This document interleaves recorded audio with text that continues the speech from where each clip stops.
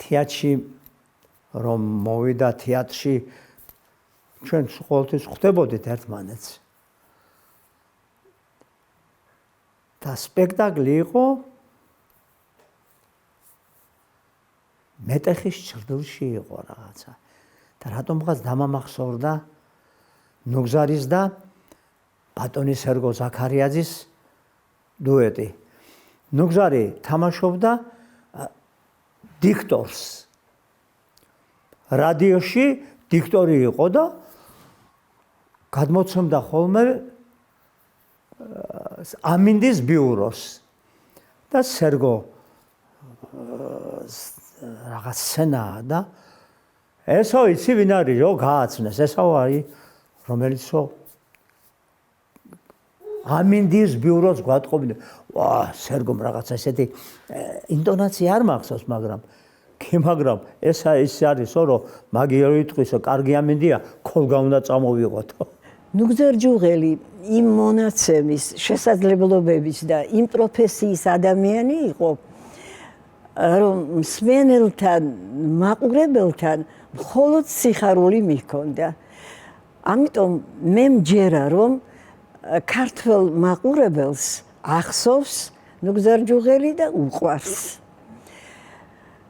ჩვენი ურთიერთობა რაც შეეხება ამას ნუგზარი ჩემთვის ძალიან ახლობელი ადამიანი იყო ახლობელი იყო იმიტომ რომ ჩვენ ვიყავით ჯგუფელები ერთ ჯგუფში წარმოგიდგენიათ 4 წლის განმავლობაში 4-5 წელი ერთ სივრცეში ერთად ვსწავლობთ ერთად ვითარდებით და ვართ სულ ერთად ეს ძალიან მნიშვნელოვანია ძალიან მთელი სტუდენტობა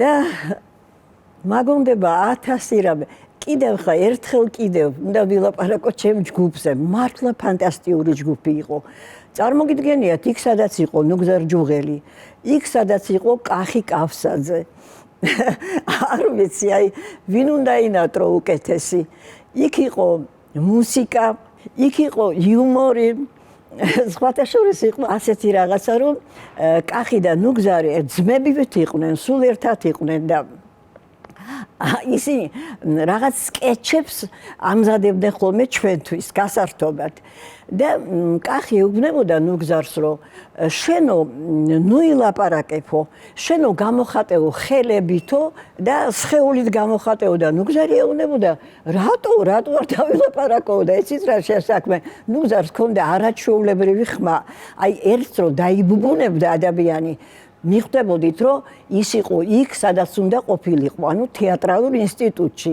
სცენაზე საოცარი ხმა ჰქონდა და შეიძლება კახის რაღაცნაირად ეს არ უნდოდა რომ ნუგზარს თავის ხმა ამოეშვა საღამო მშვიდობისა როგორც გაუწყეთ 19 დეკემბერს გაიმართა საქართველოს კომუნისტური პარტიის ცენტრალური კომიტეტის მერვე პლენუმი რომელმაც განიხილა რესპუბლიკის პარტიული საბჭოთა სამეურნეო ორგანოების ამოცანები 1988 წლიდან სრული სამეურნეო ანგარიშისა და თვითდაფინანსების პირობებში სამუშაო საწარმოთა გადაყვანის საქმეში. წლების განმავლობაში ერთად მიყავდა მაგალითად მოამბე და სხვათა შორის ძალიან მიყვარდა ნუგზართან ერთად მუშაობა.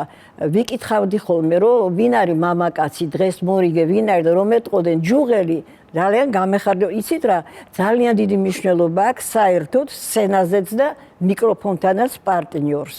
პარტნიორი ძალიან მნიშვნელოვანია და ნუგზარი პარტნიორის ძალიან კარგი იყო და ესეთი ეპიზოდი მახსოვს აი ესეთი რაღაც რომ ერთ დღეს ჩვენი პედაგოგი იყო ბატონი კოტე მახარაძე მეტყველებას გვიკითხავდა და ნუ ხა კოტე მახარაძის ფენომენი საერთოდ ეს იმდენად რაღაც არაჩვეულებრივი იყო ყოველ მხრივ რომ პედაგოგიც იყო რაღაც საოცარი და მე მახსოვს ბატონი კოტე მოვიდა ტელევიზიაში მე მნახა და მითხრა რომ ჩამაწერინა რაღაც ორი სიტყვა მითხრა რომ რაღაცა საღამო იმართებოდა ბატონი კოტეს რაღაც თარიღის შეუსრულდა რაღაცა აღარ მახსოვს ახლა ზუსტად წლოვანება და იქ მე ჩამაწერინა რაღაც და მითხრა ეხა წავალო ნუგზარ ჯუღელს ვნახაო და სხვათა შორის მაშინ თქვა უკვე ნუგზარი გადიოდა პრაქტიკას სწორედ ბატონ კოტესთან იმიტომ რომ ხა ბატონი კოტეს წაყვანილი ფეხბურთის რეპორტაჟები საქვეყნო ცნობილია და რადონე იყო საერთოდ და ასეთივე პედაგოგი იყო უბწყინვალესი და სხვათა შორის თქვა რომ ნუგზარიო პრაქტიკას გადისო და არაჩვეულებრივად ითვისებსო აქო ძალიან ეს არ დამავიწყდება და აი ნახეო შენ როგორი წარმატებით წაიყვანს ეგ რეპორტაჟებსო და მართლაც ასე იყო მართლაც შემდეგ უკვე სპორტშიც და ძალიან წარმატებული იყო მიყავდა ეს რეპორტაჟები და სხვათა შორის საოცრება იყო მისი რეპორტაჟები აი ამ გარემოში გატარებული მაქვს 40 წელზე მეტი. და ამ ხანგრძლივი დროის განმავლობაში რა არ გადამხდენია თავს. ხა მე ვერ ვიტყვი რომ პირველი დიქტორი ვიყავი, მაგრამ ერთი რამ მახარებს რომ რაღაცაში პირველი ვარ და ეს რაღაცა არის ის კურიოზები, რომელიც თავს გადამხდენია. ძალზედ ბევრი კურიოზი გადამხდენია თავს სპორტული რეპორტაჟების აღვანის დროს. კარგად მახსოვს ქუთაისში ადგილობრივი ტორპედო ვილნიუსის ჟალგირის ეთამაშება და ეს გადამწყვეტი თამაშია ქუთათური ფეხბურთელებისათვის. მოგების შემთხვევაში ისინი რჩებიან უმაღლეს ლიგაში, წააგებენ შეხვედრას, გავარდებიან ლიგიდან. და მაყურებელთან სპორტსმენებთან ერთად ძალზედ მონდომებულია თქვენი მონამორჩილი კომენტატორი ნუგზარ ჯუღელი რომ ქუთაისელებმა მოიგონ ეს თამაში და ვცდილობ ახლა რაც შემიძლია ხა ჩემი სიტყვა მეტი ხო არაფერი მახსოვს შეიქმნა ძალზედ სახიფათო მდგომარეობა ვილნიუსელთა კართან ვამბობ ასეთ ფრაზას ბურთი აქ ჯემალ ხერხაძეს მოატყუდა 1-2 დარტყმა არის შემდეგ პაუზა თუმცა მსაჯი მენშიკოვი ამ ბურთს არ თვლის. მაგრამ როგორ ჩათვლიდა, როდესაც ბურთი საერთოდ არ გასულა კარში. ასე რომ იმდენად იყო ჩემი მონდომება, რომ ჩაუთვალე ერთი ბურთი, არ გასული ბურთი ქუთაისელ ფეხბურთელებს. ნუგზარი სულ დახვდებოდა ჩვენ, როდესაც მიდიოდით საბჭოთა ჩემპიონატზე გასული თამაშები ჰქონდა, ეს იქნებოდა მოსკოვი, ეს იქნებოდა კიევი, ეს იქნებოდა აზერბაიჯანი.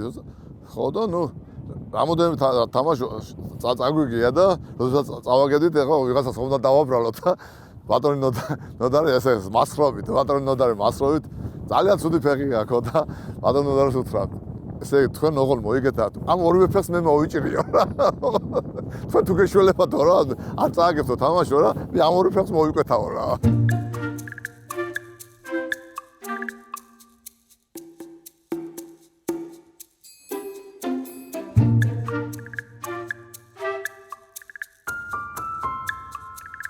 თამაშობთ მოსკოვში ლოკომოტივთან. ჩემპიონები რო გავხდეთ, საბჭოთა ჩემპიონები. ხო და ნუ იქ გვეცვა, ესე იგი პიჟამები გვეცვა და თავზე ქუდები გვეხურა და არა თამაშობ მე ძირითად შემადგენლობაში და მე ხო ჩანაწერს უყურებ და იძახი ჩემზე. ჭილაია. ხო და უკვე რომ თავდება და ბოდიში თენგისულაკოს ყოფილაო. არა და ორი ტაიმი თამაშა მყინვაში და სულ ჭილაიას ამბობდა. რეპორტაჟები მიყავდა ძალიან საინტერესოდ. იქაც იუმორი ქონდა. აი ისეთ რაღაცას ეხლა ამ ფეხბურთის რეპორტაჟის დროს ხო როგორი ფეხბურთის მოყვარულები ეს ფანები დაჭიმულები რო უყურებენ ისეთ რაღაცას იტყოდა, ისეთ იუმორიც ქონდა, რომ აი განმუხტავდა ამ დაჭიმულ სიტუაციას. მე მახსოვს ერთხელ ყოველთვის რაღაცა ხდებოდა საინტერესო, აი დამამახსოვრდა რომ მე მგონი კალათბურთის რეპორტაჟი მიყავდა და რაღაც თქვა რომ აი დერიუგინი ახტა და შემდეგ დახტა და რაღაც ამან ისეთი სიცილი გამოიწვია და მე ვუთხარი ნუგო რატო თქვი მეთქი ესე რომ აბაო ახტაო კაციო და ჰაერში ხوار დარჩებოდაო დახტაო აბა რაო მითხრა. ესე იგი მოატყუა სუყელანი მოატყუა მეკარეს კარიც არიელია მე ვავო გოლ სადა გოლი ბიჭო დაარტყა აცილა ამ კაცმა და სხვა შორის ამის შემდეგ მოხდა საოცარი რაღაცა. ჩვენი სამაში წავაგეთ და არ გინდა თბილისში დაბრუნება კაცო. თბილისში დაბრუნება არ გინდა. წავაგეთ თუ ფრედამთავრდა ეს. თუ ერთი დამთავრდა, ერთი სიტყვით საშინელი რაღაცა მოხდა, საშინელი. არა იმ გოლის გადანა არ შეიძლებოდა. არ გატანა არ შეიძლება და მახსოვს წამოვედით, მატარებლით აღარ წამოვედით ავტობუსით და თბილისის მისადგომთან გავჩერდით, შეგვეშინდა ავტობუსით შემოსვლა ხალხის რისხვი შემოგუშენა. დილა გესმის მთელი ღამეს ნამგზავრები წყაროს პირას მივედი და რეზო ზოზაშუც ვეუბნები, რეზო მეთქი, აიცოდე მეთქი, ჩემი ფეხი ფეხბურთში აღარ იქნება მეთქი. მე ვრუნდა რეზო მეუბნება. ეხნო გზარო, შენ რო იცოდეს რა ნარკოტიკეო, ასე არ იტყოდიო, ამის თავის დანებება არ არსებობს. მოამბეა, ნუგზარი კითხულობს, აღარ მახსოვს ხა ვიამიქაძეუზის გვერდში თუ ჯულეტა ვაშავა რა მნიშვნელობა აქვს ამას და ეს ის პერიოდია, როდესაც ძალიან მომრავლდნენ ნასვამი მძღოლები და ახლა ნუ სამთავრობო პროგრამაა ეს მოამბე. სახუმარო პროგრამა არ არის და მიდის ახლა ეს პროგრამა და ბოლოს სპორტია, სპორტით ხელოვნება, კულტურა და სპორტი, მთავრდება სპორტით. ჩემი დროს ანა მოვიდოდა 5 წუთით ადრე შევდიოდი სტუდიაში. შევედი ახლა ტიხარი იყო, შევედი და ავჭექინო უზარის გვერდით და მონიტორში უყურებ, რომ ავტოინსპექტორმა გააჩერა მძღოლი. ეს არის გადაღებული და ნუგზარი ამ ტექსტს კითხულობს. რომ აი ესე და ეს აქ და აქ გააჩერეს ნასვამი მძღოლი და რაღაც მოყვა ახლა ეს ტექსტი წაიკითხა, მაგრამ გამოსახულება გათავდა და კადრში დარჩა ახლა, მაგრამ ტექსტი არ დაუმთავრებია. არ უნდა რომ ფურცელში ჩაიხედოს და პაუზა. ძღოლს ავტოინსპექტორმა ჰკითხა, ნასვამი რატოზე ხართო მანქანაში? ძღოლმა უპასუხა, ასეთი დილი ხორი მაქვს. ძლივს წავიკითხე სპორტი. აი ძლივს მოვაბი.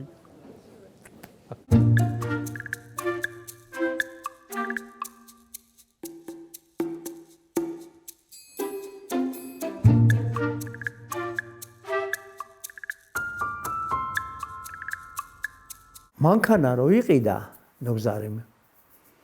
მაშინ მანქანა ან უნდა დაგება პედალები ან რაღაცა, იმიტომ რომ იპარავდნენ საოცრად. და ეთყობა მანქანა დააყენა და ვიღაცა კუდი გამოყვა. და წართმევა უნდა ფიშკა იყო ასეთი, იმას რომ შევერთდებ, მაშინ შეგეძლო დაქოქვას მანქანის. ეს ძალიან ისეთი ელემენტარული რაღაცა იყო, მაგრამ თეშავდა. და ასე მოდის ნუგზარი და წართმევა რომ მოუნდათ. და ცხოვრობდნენ მაგერი კამოს ქუჩაზე. ცოტა ისეთი ქუჩა იყო, იცი, არ იყო ხალხმრავლიანი. მეშველეთო რომ დაიყვირა, ესე იგი მთელი ქუჩა გამოეპინა, დაგიჟდნენ ესე იგი, დაიფანტენ იმ წუთს.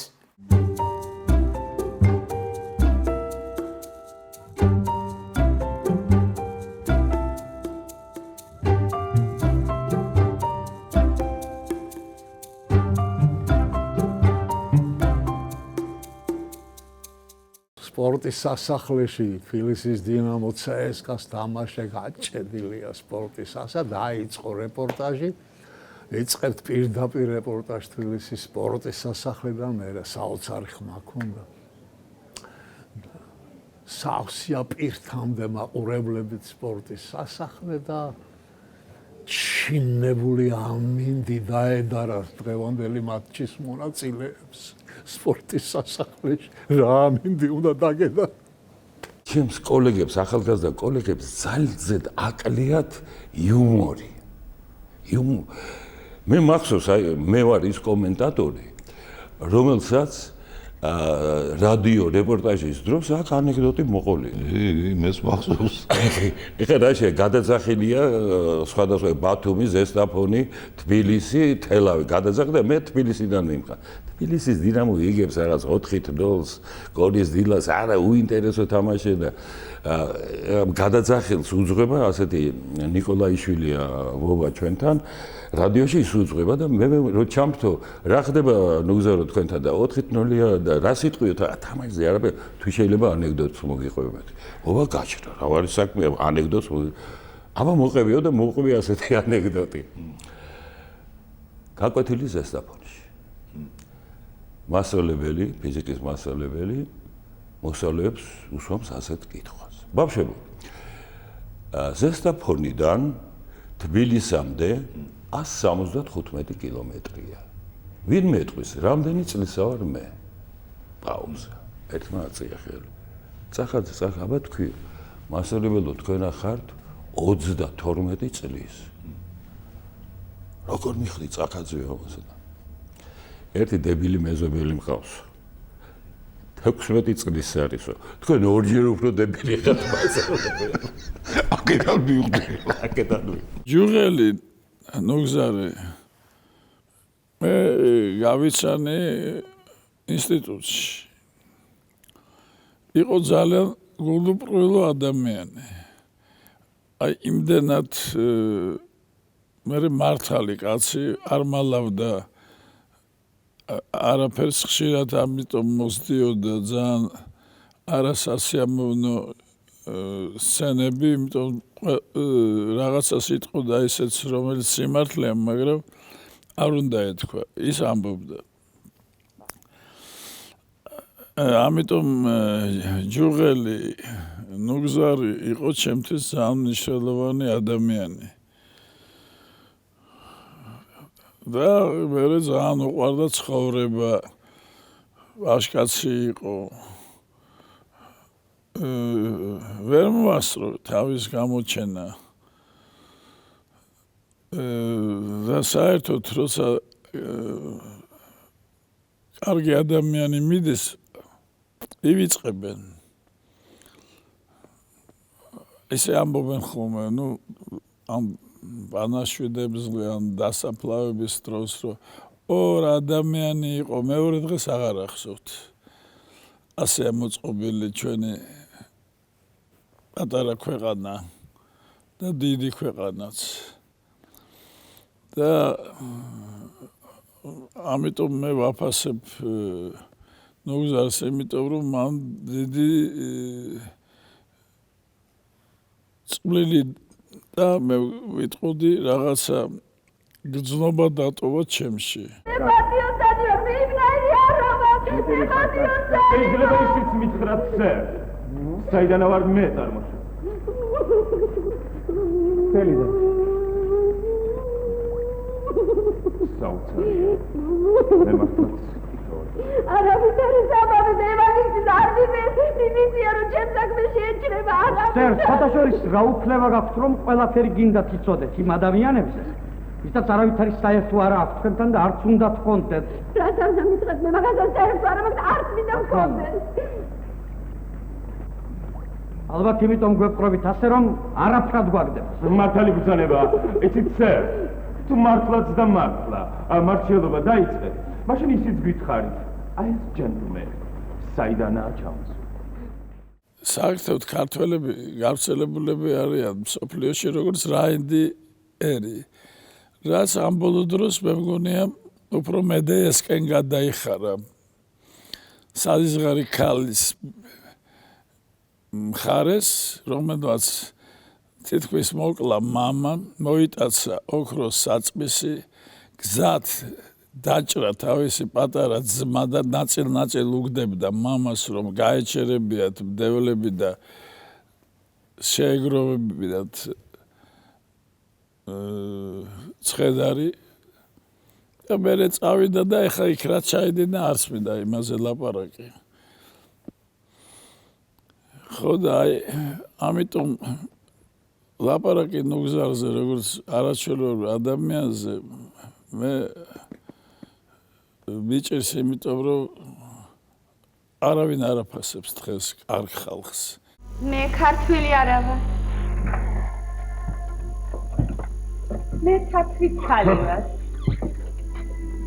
ანა მაგას აქვს მშვი. შეგვიძლია უგვარებოდი. საქმე მოვინოა. რა ქვია? ფატმან. ფატმან. თუმცა ადამიანს განახშაულებს ზიან, შემდეგ რითიმე ვინას ზღაურებენ მას. ასე არ არის. მე შენ არ დამისჯიხე. როგორ არა? გული საგულეს არ ამბობს. სუსტი გული გქონი. მაგერს რა გაუძლებს? თქვათ მართლა დაგსაჯე. რას მოითხოვ? სიყვარულს. ფეხბურთის დიდი ფანები ვიყავით, გვიყვარდა ფეხბურთი და შოთა იამანიძე ყოფილი ჩვენი თანაკლასელი იყო და მე გადავიდა 35 სკოლაში და ამიტომ რაღაცა კავშირები იყო. და უკვე შოთა იამანიძე გუნდის კაპიტანი იყო, თამაში იყო, ესე იგი დინამოობდა მაშინ ერთხელ გვინდა შოთას ნახვა, მაგრამ მაშინ ასე იყო რომ ბაზაზე ცხოვრობდნენ ფეხბურთელები. სახლში არ უშვებდნენ და გვინდოდა შოთას ნახვა. შეუძლებელი იყო. მაშინ ერთი ტელეფონი იყო ბაზაზე და უნდა დაგერეგა, გამარჯობა, თუ შეიძლება შოთას, შოთას ვინ დაუძახებს, არ გადამრიო. მოქმედ ფეხბურთელს ვინ დაუძახებს და მე გავაკეთებ ერთ რამესო, ნუგზარმა. აიღო და ჩაისუნთხა და ეროსის ხმით გამარჯობათ და თან ასე ხელი გადაისვა, თუ შეიძლება შოთას მინდა იამანი. კი ბატონო, ბატონო ეროსი. და შოთა მოვიდა, ბატონო მე ნუგზარი ვარ. კი მაგრამ ეროსი არა კაცო, გავითამაშე ეროსის ხმითო. მე ბედნიერი ვარ ამისი, რომ იყო სპორტულ კომენტატორად ეროსი მანჯღალაძე. რა ქვეყნის კომენტატორისთვის არ მოვისმენია, რა ქვეყნის რა ენაზე არ მსმენია რეპორტაჟი, მაგრამ ასეთი რეპორტაჟი, როგორიც ჰქონდა ბატონ ეროსი მანჯღალაძეს, ტყუილია არ არსებობს. აი უცკირე, ეს კატუნაშვილია, დაარტყა. აჰა, გამოვიდა, ხედავთ? ამის შემდეგ ბურთი სუფთად ჩაეშვა კარში. ბაბუაჩემი ჩემ ცხოვრებაში იყო თავარი ადამიანი ვფიქრობ, იმიტომ რომ თუ რამე ადამიანური გამაჩნია მასწავლა და მომცა ბაბუაჩემმა. და არა მარტო ჩემი, სხვათა შორის, აი ჩემი მეგობრებიც ძალიან ხშირად საუბრობენ მასზე, იმიტომ რომ რაღაც პირველი შატალო წაგვიყვანა ბაბუაჩემმა ერთად მე და ჩემი მეგობრები სკოლიდან კუსტბაზე. რაღაც აი ბევრი პირველი და მთავარი შეგრძნებები და ემოციები ჩემი დაკავშირებული არის ბაბუაჩემთან. პატარა ვიყავი, როცა მამა გარდამეცვალა და აი მთელი ეს რაღაც მამის დანაკლისი რაღაცნაირად ისე შემივსვა ნუგზარმა, რომ არასდროს არ მიგრძნია ის, რომ მე უმამოდ ვიზრდებოდი.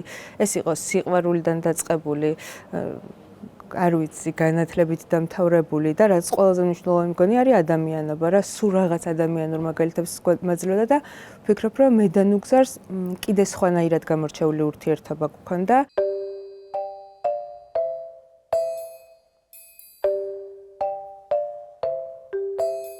იყო ძალიან თავისუფალი. რაღაც არანაირი რაღაც აზიატი კაცი არ იყო, გეჭვიანი კაცი არ იყო, ძალიან ლაღი და თავისუფალი ტიპი იყო სახლში.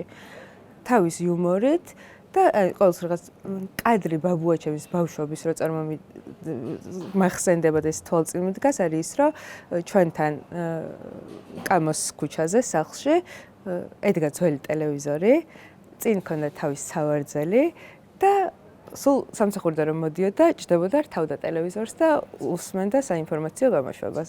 აი ეს კადრი არის რაღაც ნუგზარი ეგრე მახსენდება სულ. არასდროს ცხოვრებაში არ შემხვედრია ინტელექტუალს არ გულისხმობ. მართლა ეგეთი განათლებული ადამიანი, რომელიც ამის აფიშირებას არასდროს არ ახდენდა. კიდე მგონია, რომ მისი მთავარი თვისება იყო თავმდაბლობა. არასდროს არ მოყვებოდა რაღაც სიკეთეს, რაც გაუკეთებია. მისი გარდაცვალების მერე იმდენი ამბავი გავიგე, იმდენი რაღაც საინტერესო და ისეთი ხალხი გამოჩნდა ჩვენ ცხოვრებაში, რომ აი არ წარმომედგინა რა, თან ვერ ხვდები ბოლო პერიოდში სულ სახლში იყო და რანაირად ახერხებდა ეს რაღაცებს და კიდე მისი დამოკიდებულება რწმენის მიმართ რა. ანუ ჩემთვის ყველაზე მისაბაძია, იმიტომ რომ არასდროს ამის აფიშირებას არ აკეთებდა. ისევ მისი გარდაცვალების შემდეგ გავიგე, რომ დადიოდა მამა დავითზე, იღებდა ზიარებას, აბარებდა აღსარებას, ოღონდ არასდროს სახლში ამაზე არ ლაპარაკობდა. ამიტომ მგონია, რომ რაღაცნაირად უცნაური ადამიანი იყო. ნუგზარი ბაბუ იყო,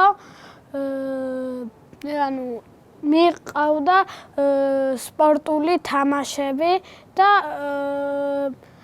ის იყო ჯუღელი. და ძალიან მიყვარდა, რო ავდიოდი ფუნიკულორზე და რო ხედავდი მაგის ვარსკვლავს.